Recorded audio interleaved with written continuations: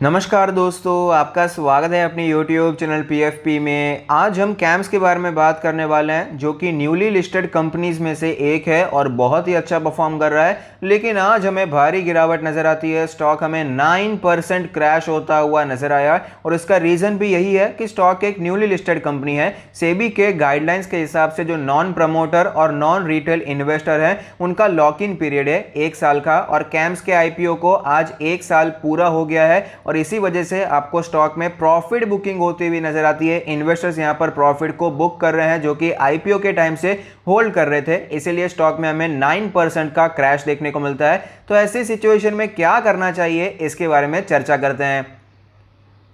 Stock का last trade price है 3134 जो कि 9% नीचे है। सेक्टर का पी रेशियो 64 है जबकि कैम्स का 57 है। लेकिन ये जिस बिजनेस में है आपको कोई कॉम्पिटिटर नज़र नहीं आता, इसीलिए सेक्टर के साथ कंपेयर नहीं कर सकते।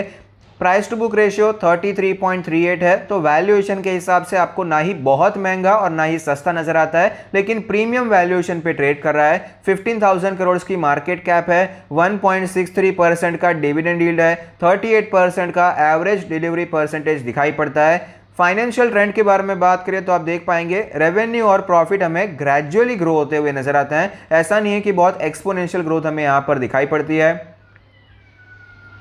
कंपनी के मार्केट शेयर के बारे में बात करें तो म्यूचुअल फंड रजिस्ट्रार में 69% का शानदार मार्केट शेयर है। एक मार्केट लीडर कंपनी, या फिर आप ये भी कह सकते हैं मोनोपोली वाली सिचुएशन हमें यहाँ पर दिखाई पड़ती है। प्रोडक्ट वाइज रेवेन्यू ब्रेकअप के बारे में बात करें तो डेटा प्रोसेसिंग से सबसे ज्यादा रेवेन्यू आता है 82.9%, कस्टमर केयर सर्विसेज से 6.5%, रिकवरेबल से 4.8% और मिसलेनियस सर्विसेज से 5.1%। सेगमेंट ब्रेकअप के बारे में बात करें तो RTA सर्विसेज और अदर से 92% का रेवेन्यू आता है और सॉफ्टवेयर से 8% का रेवेन्यू आता है। पिछले 10 सालों में जो ROE का ट्रेंड हमें दिखाई पड़ता है उसका मेन ड्राइवर है फाइनेंशियल लेवरेज, और कंपनी ने काफी ज्यादा ऑपरेटिंग लेवरेज भी किया है। तो जिस प्रकार से आपको सेल्स में इंक्रीज देखने को मिलेगा उससे कई ज्यादा अच्छे प्रकार से ऑपरेटिंग इनकम आपको बढ़ती हुई नजर आ सकती है। ROE के बारे में बात करें तो लेटेस्ट रिटर्न ऑन इक्विटी 39% से भी ज्यादा है जो कि 5 ईयर एवरेज के काफी ज्यादा ऊपर नजर आती है। ROC 43% से भी ज्यादा है जो कि 5 ईयर एवरेज से काफी ऊपर है। तो ये रेशियोज बहुत ही अट्रैक्टिव है। नेट प्रॉफिट मार्जिन भी आप देख सकते हैं 29% से भी ज्यादा है और अपने 5 ईयर एवरेज 24% से भी ऊपर नजर आता है।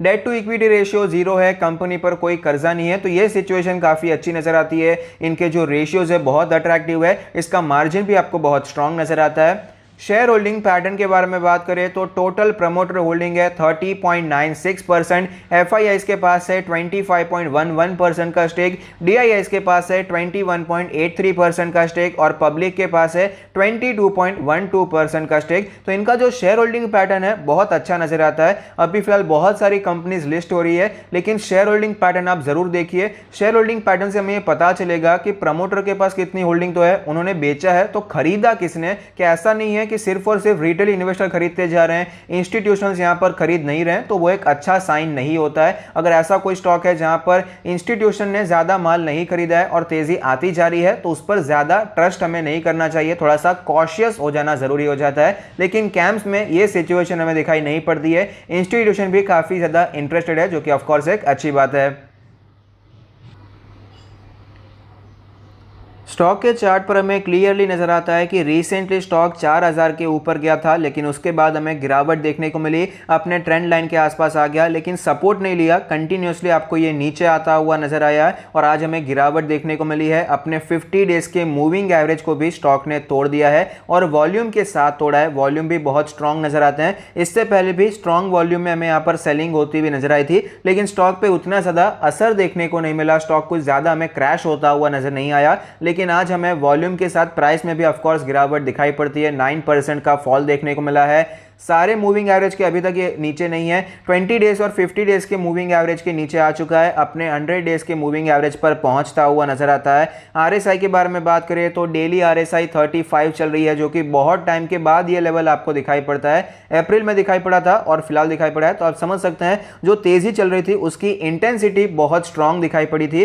वीकली चार्ट के बारे में बात करें तो आप देख पाएंगे ज्यादा चार्ट तो है नहीं, एक ही साल हुआ है लिस्टिंग को, लेकिन इसका एक ट्रेंड रहा है कि 20 वीक्स के मूविंग एवरेज पर ही सब सपोर्ट लेता है, मैं तो ये कहूंगा उसके ऊपर से ही निकल जाता है, लेकिन फिलहाल ये उस लेवल को अप्रोच करता हुआ नजर आता है। और वीकली आरएसआई आप देख पाएंगे लिस्टिंग के बाद पहली बार हमें 60 के नीचे आती हुई नजर आई है। तो आरएसआई ये बताता है कि कंपैरेटिवली स्टॉक में क्या ट्रेंड चल रही है, तो कंपैरेटिवली स्टॉक हमें थोड़ा सा वीक होता हुआ क्लियरली नजर आता है। तो ऐसी सिचुएशन में क्या करना चाहिए? क्या कंपनी अच्छी है? नो डाउट कंपनी अच्छी है, कंपनी में आप लॉन्ग टर्म के लिए निवेश करने के बारे में सोच सकते हैं। म्यूचुअल फंड बिजनेस पर अगर आप बुलिश है, मैं पर्सनली बुलिश हूं, मेरा मानना है कि जो डीमैट अकाउंट ओपन हो रहे हैं अच्छी बात है, डायरेक्टली भी लोग निवेश करेंगे और म्यूचुअल फंड के द्वारा भी आपको निवेश दिखाई पड़ेंगे।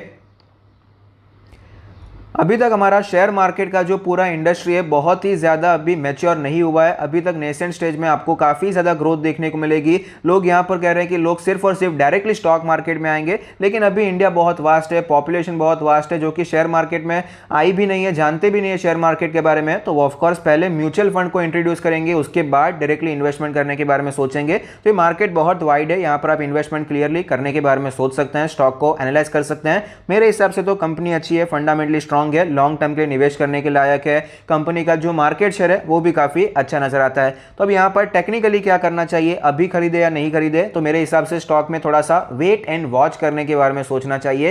3000 का लेवल अगर सस्टेन हो जाता है तो हम खरीदने के बारे में सोच सकते हैं। अगर ये लेवल टूट जाता है तो हमें और भी गिरावट देखने को मिल सकती है, क्योंकि ये लेवल बहुत ही ज्यादा इंपॉर्टेंट लेवल है। पहले कई बार स्टॉक इसी लेवल को यहां पर रिएक्ट करता हुआ नजर आया, 3000 पे पहुंचा, गिरावट देखने को मिली, 3000 पे रेजिस्टेंस लिया, फिर ब्रेकआउट हुआ, फिर से जब गिरावट हमें देखने को मिली, 3000 पे सपोर्ट लिया, कंसोलिडेट किया, फिर से तेजी देखने को मिली और स्टॉक उसी लेवल पर रिटर्न होता हुआ नजर आता है। इसका जो 100 डेज का मूविंग एवरेज है वो भी 3000 के आसपास का लेवल है। तो ये लेवल बहुत ही ज्यादा इंपॉर्टेंट लेवल की तरह दिखाई पड़ता है। और आज जिस प्रकार की गिरावट देखने को मिली है तो 1-2 दिन तक शायद हमें ये गिरावट कंटिन्यू रहती हुई नजर आए, 3000 के लेवल्स आपको दिखाई पड़ सकते हैं। तो उस लेवल पे खरीदारी करने के बारे में सोचा जा सकता है। और ये जो गिरावट देखने को मिली है, भले ये आईपीओ का 1 साल पूरा हुआ है इसीलिए आपको गिरावट दिखाई पड़ती है, प्रॉफिट बुकिंग दिखाई पड़ती है, लेकिन ये नॉर्मल है क्योंकि स्टॉक में तेजी भी उसी प्रकार की आई है। चार्ट आप देखिए 2000 के लेवल से 4000 तक पहुंच गया है, 2000 पे अप्रैल में ट्रेड करा था, 1 साल भी नहीं हुआ है, 6 महीने में स्टॉक आपको इतना जंप होता हुआ नजर आता है। तो अगर अपने